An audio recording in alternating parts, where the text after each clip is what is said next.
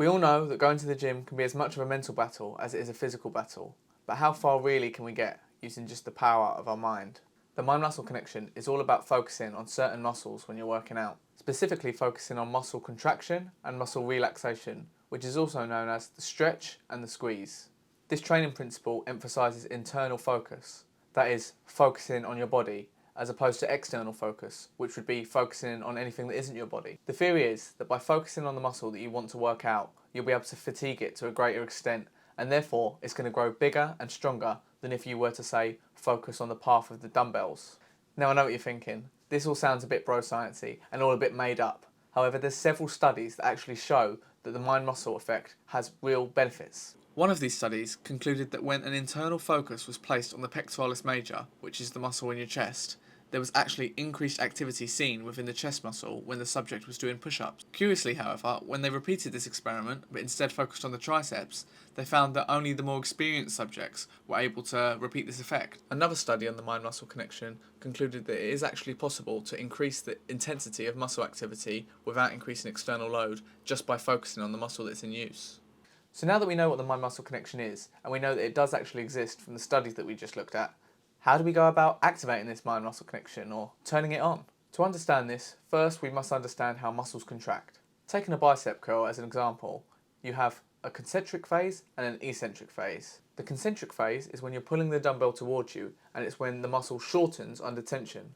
And the eccentric phase would be the opposite of that. So when you're lowering the dumbbell down and moving it away from you, and the muscle is lengthening under tension. So again, to put this in more human terms, we have the eccentric, which is the stretch, and we have the concentric, which is the squeeze.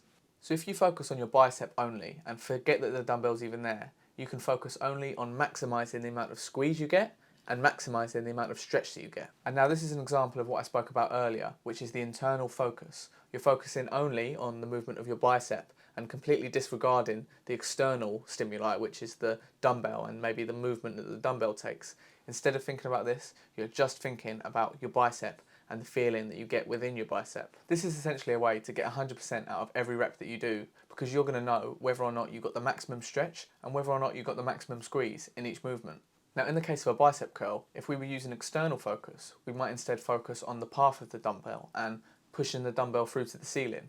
However, as you can see, in this specific case, internal focus is much more effective. Now using this training principle won't only lead to giving you bigger muscles, though it definitely will do that, it will also make sure that you're targeting the right muscles.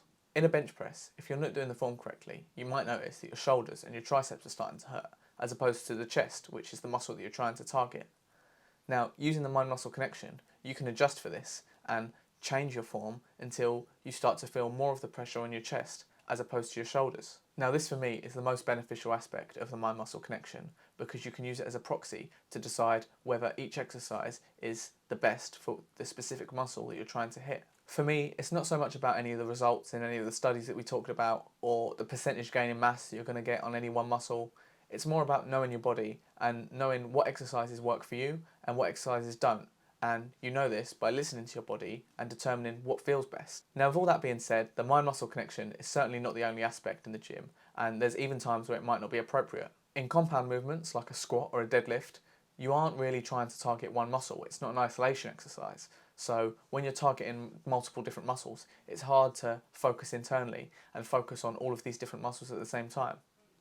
In situations like these, it might be more appropriate to use external focus and focus on maybe pressing into the floor or the path of the bar, because like I said, there's multiple muscles, so trying to concentrate on them all at the same time is not going to be beneficial. So next time you're in the gym, try to really focus on the muscle that you're trying to hit. You have to become the muscle, to think like the muscle, and to be the muscle in order to maximise your gains. Thanks for watching, I'll see you in the next one.